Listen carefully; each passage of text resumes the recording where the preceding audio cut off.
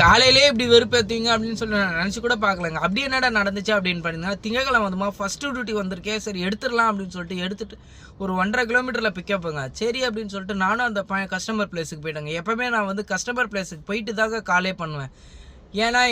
ஏன்னா காலங்காத்தாலே போடுறாங்க, எதுக்கு தேவையில்லாமல் உங்களை டிஸ்டர்ப் பண்ணிட்டு காலையிலே அங்கே போயிட்டு பண்ணலாம் அப்படின்னு சொல்லிட்டு சரி ஓகே அப்படின்னு சொல்லிட்டு நானும் கஸ்டமர் பிளேஸுக்கு வந்துட்டேங்க. ஒரு கஸ்டமருக்கு ஃபோன் பண்ணால் முன்னாடியே ஒரு வண்டி புக் பண்ணியிருப்பார் போல். அவரு கொஞ்சம் ரேட் அதிகமாக கேட்டாரா என்ன அப்படின்னு தெரியல.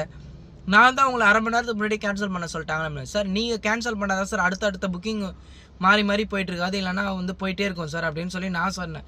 அதுக்கு டே நான் உங்களை அசிங்கமாக கேட்பேன்டா அப்படி இப்படின்னு சொல்லிட்டு அவரு பாட்டுன்னு அவருக்கு வாய்க்கு வந்தபடிலாம் பேசிகிட்டு இருக்காருங்க. ஐயோ காலங்காத்தாலே திங்கக்கிழமை இந்த மாதிரி டென்ஷன் பண்ணுவாங்களா அப்படின்னு நான் நினச்சி கூட பார்க்கணுங்க. இதை பற்றி நீங்கள் என்ன நினைக்கிறீங்கன்னு மறக்காமல் நம்ம கமெண்ட் பாக்ஸில் கமெண்ட் பண்ணுங்கள். அப்படியே இந்த வீடியோ உங்களுக்கு பிடிச்சிருந்தா மற்ற ஃப்ரெண்ட்ஸை எல்லாருக்குமே ஷேர் பண்ணுங்கள். டிரைவருக்கும் ஒரு மனசு இருக்குது அப்படின்னு நினச்சிங்கன்னா நம்ம சேனலை மறக்காமல் சப்ஸ்கிரைப் பண்ணி வச்சுக்கோங்க.